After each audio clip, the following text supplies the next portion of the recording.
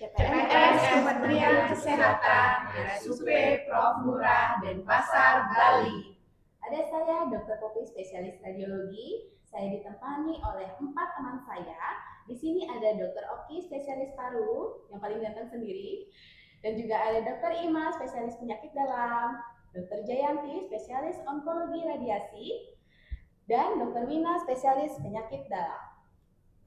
Selamat datang di podcast Berakhlak Inspirasi, sebuah ruang bincang santai namun penuh makna di mana kita belajar dari kisah tokoh yang menghidupkan nilai-nilai berorientasi pelayanan, akuntabel, kompeten, harmonis, loyal, adaptif, dan kolaboratif dalam kehidupan nyata. Hari ini kita akan berbincang mengenai beberapa tokoh yang berakhlak, menggali bagaimana perjuangan, pilihan hidup, dan karya mereka bisa menjadi inspirasi bagi kita semua. Dari sosok pemimpin yang rendah hati, tenaga kesehatan yang mengabdi tanpa pamrih, hingga ilmuwan yang penuh integritas. Mari kita simak bersama, karena siapa tahu dari cerita mereka, kita bisa menemukan cermin untuk diri kita sendiri. Bagaimana berkontribusi dengan hati, bekerja dengan nilai, dan memberi dampak dengan ketulusan. Jadi kita sekarang punya 5 tokoh inspirasi berakhlak. Siapa saja nih tokohnya? Kalau Dr. Oki, siapa tokohnya, Dok? Kalau saya jelas Pak Ganjar Pranowo, khas dengan rambut putihnya. Luar biasa. Cakep. Kalau Dr. Ima siapa, Dok? Saya sih mantan presiden kita, Bapak B.J. Habibie. Mantan. Iya, keren sekali ya. Kalau Dr. Jayanti siapa, Dok? Kalau saya sih yang namanya dipakai menjadi salah satu rumah sakit terbesar di Indonesia, Dr. Cipto Mangunkusumo. Hebat juga itu. Kalau Dr. Wina bagaimana, Dok? Saya sih ini tokoh inspirasi saya dari dekan FHUI. Jadi beliau ini seorang dokter spesialis penyakit dalam juga, konsultan di gastroenteropatologi, Prof. Arifah Yalsyah. Oh, keren. Kalau saya sendiri Dr. Terawan. Iya. Nah, dari semua tokoh itu, siapa yang kira-kira kita bahas lebih dalam lagi? Nah, kita semua ini kan dokter ya, kita semua di bidang kesehatan. Tadi tokoh inspiratif itu kan ada 3 yang gerak di bidang kesehatan. Dr. Popi tadi pilih Prof. Dr. Terawan, Dr. Wina pilih Prof. Ari, dan Dr. Jayanti pilih Dr. Cipto Mangunkusumo. Nah, dari ketiganya ini kira-kira yang mana nih yang bagus untuk dibahas ya? Gimana kalau kita bahas Dr. Cipto Mangunkusumo? Setuju. Beliau kan sudah nama besar dan nama beliau digunakan sebagai nama rumah sakit terbesar di Indonesia. Iya, dan salah satu rumah sakit rujukan juga ya. Iya. Semuanya dibawa ke rumah sakit itu ya. Setuju tuh. Setuju. Kita Setuju, kulik setuju, lebih setuju. dalam. Gimana teman-teman? Iya. Setuju. Oke. Ia adalah seorang dokter rakyat, seorang terpelajar pada awal abad ke-20 yang menggunakan ilmu dan kepandaiannya untuk mengabdi pada rakyat kecil dan menyebarkan gagasan kemerdekaan serta kebangsaan kepada masyarakat bangsanya. Ia adalah Cipto Mangunkusumo, salah seorang tokoh revolusioner dalam sejarah Indonesia yang dengan keberanian dan pikiran-pikiran kritisnya ikut merintis gerakan kebangkitan nasional bangsa Indonesia.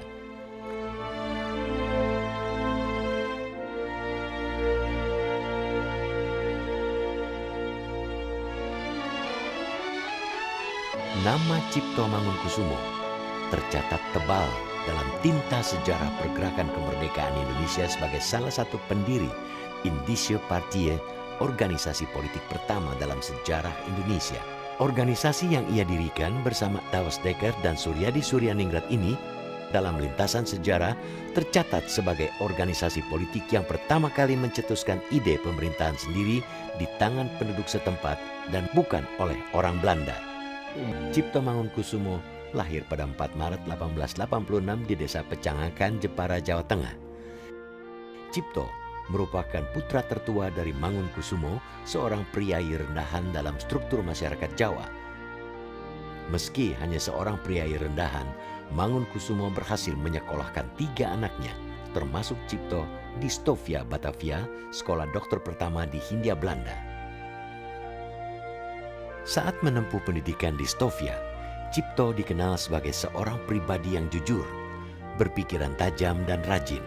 Sejak tahun 1907, Priai muda yang suka membaca, menghadiri ceramah-ceramah dan bermain catur ini sudah menulis di harian The Lokomotif. Lewat tulisan-tulisannya, Cipto sering mengkritik hubungan feodal maupun kolonial yang dianggapnya sebagai sumber penderitaan rakyat.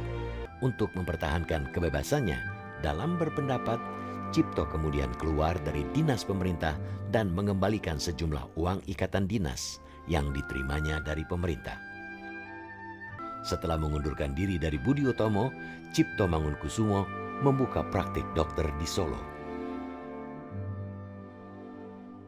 Saat di Malang, Jawa Timur, berjangkit wabah pes, pada sepanjang tahun 1911, Cipto dan beberapa dokter Jawa lain terjun ke kampung-kampung untuk mengobati penderita wabah. Berkat keterlibatannya ini, Cipto mendapat penghargaan bintang emas dari pemerintah kolonial Hindia Belanda.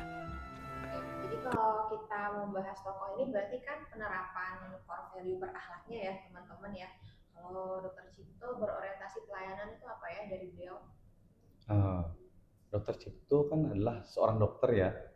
Jadi beliau itu memberikan pelayanan kepada rakyatnya, orang-orang tanpa membeda-bedakan. Jadi tidak membedakan kaya miskin, punya nggak punya, sama pelayanannya. Apalagi zaman dulu itu sarana terbatas. Jadi beliau tulus ikhlas memberikan pelayanan kepada masyarakat.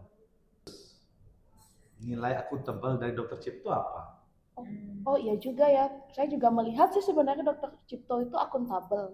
Jadi dia sangat mencerminkan nilai-nilai akuntabel. Contohnya dia itu berani melawan kebijakan kolonial yang menindas rakyat pada waktu itu. Meskipun dia harus sampai di penjara dan bahkan dibuang sampai keluar Jawa tuh kalau baca di sejarahnya kan begitu ya. Jadi dia rela kehilangan semangat hidup demi mempertahankan nilai kebenaran. Sesuai banget dengan nilai akuntabel tuh kayaknya. Nah, dari sisi kompeten, beliau merupakan seorang dokter yang kompeten. Karena begitu beliau lulus dari Stovia, beliau langsung menguasai ilmu kedokteran modern. Terbukti juga dengan beliau yang membantu dalam penanganan wadah pes pada saat itu. Kemudian dari sisi harmonis, beliau juga menjembatani antara kalangan elit dengan rakyat pribumi dan juga kolonial. Luar biasa sekali. Yang tidak kalah penting, Dr. Cipto ini juga loyal karena dia rela meninggalkan kenyamanan yang sudah dia punya demi memperjuangkan kemerdekaan bangsa ini dan juga pendidikan. Selain itu, beliau juga kolaboratif. Terlihat dari kerjasamanya dengan tokoh-tokoh seperti Douwe Dekker, Ki Hajar Dewantara dalam mendirikan Indonesia Party. Kalau kita hubungkan dengan peran sebagai ASN, pelajaran apa ya yang kita bisa ambil dari Dr. Cipto Mangunkusumo? Jadi menurut saya, kita sebagai ASN harus meneladani orientasi pelayanan beliau. Jadi kita ada untuk melayani masyarakat, bukan untuk dilayani. Benar sekali sih ya. Nah, selain itu ASN itu kan harus akuntabel ya. Jadi sebagai ASN kita harus berani jujur, bertanggung jawab dan transparan. Meskipun kadang jadi tidak populer dan diasingkan seperti Dr. Cipto, tapi kita harus selalu berani ada di jalan kebenaran. Nah, seperti Dr. Cipto yang terus belajar kedokteran modern, kita sebagai ASN juga harus terus mengasah ilmu dan keterampilan agar pelayanan publik dan pelayanan kepada pasien semakin baik. Tapi jangan lupa nilai loyalitas dan kolaborasi. Kita sebagai ASN itu tidak bisa bekerja sendiri. Kita juga harus loyal pada bangsa dan saat bekerja kita harus kerjasama lintas instansi dan juga lintas sektoral. Keren banget ya, ternyata nilai-nilai berakhlak dari Dr. Cipto masih sangat relevan dengan saat ini. Benar, iya. Ya, saya terinspirasi dengan pengabdian beliau yang tulus kepada rakyat kecil. Jadi kita sebagai ASN harus tetap memberikan pelayanan tulus kepada masyarakat.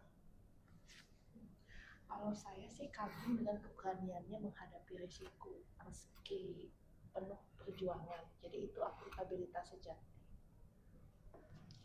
Bagi saya, beliau merupakan dokter teladan yang tidak hanya menyembuhkan tubuh, tetapi juga memperjuangkan martabat bangsa.